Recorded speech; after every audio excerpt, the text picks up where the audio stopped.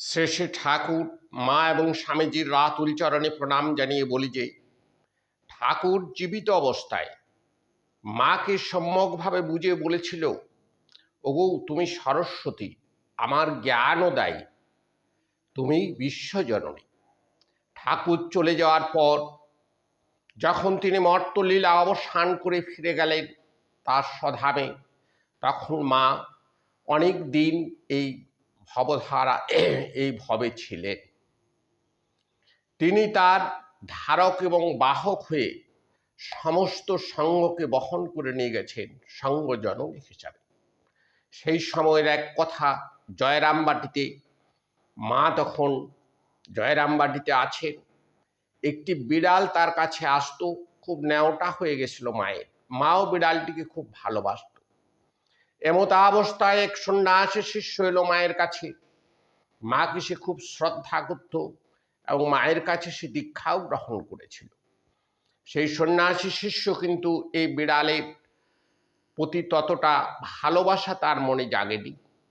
তার জন্যে মা 4-5 দিনের জন্য যখন জয়রামবাটি ছেড়ে একটু বাইরে যাচ্ছিলেন, তখন বলে গেছিল, ও বাবা, এই বিড়ালটিকে দেখো, ভালো করে দেখবে আমি না থাকায়, আর 2টি চাল দেবে বেশি করে, এ যেন পরের ঘরে খেতে না যায়, লোক গালমন্দ করবে। তারপর মা যান। এই এমতাবস্থায় সন্ন্যাসী মহারাজ একদিন যখন অন্নগ্রহণ করছিলেন, সেই সময় তার পাতায় এক টুকরা মাছ এই বিড়ালটি তুলে নেয়। রামকৃষ্ণ মিশনের সন্ন্যাসীরা মাছ খান, তো এক টুকরো মাছ তুলে নেওয়ার জন্য সন্ন্যাসী রাগান্বিত হয়ে পাশে লাঠি ছিল, দাম করে মারে এই বিড়ালের গায়ে। সেটা একটু ক্ষত হয়ে যায়। মা ফিরে এলেন 4-5 দিন বাদে।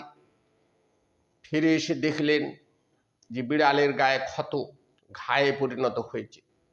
সে বলল, কি বাবা, কেন বিড়ালের এরকম হয়েছে? মহারাজ খুব লজ্জা পেল, বলতে পারলেন না। কিন্তু তারা মিথ্যা কথা বলে না, সমস্ত ঘটনাটাই মায়ের কাছে স্বীকার করলেন। তখন বললেন, ও বাবা, তুমি আমাকে মারলে?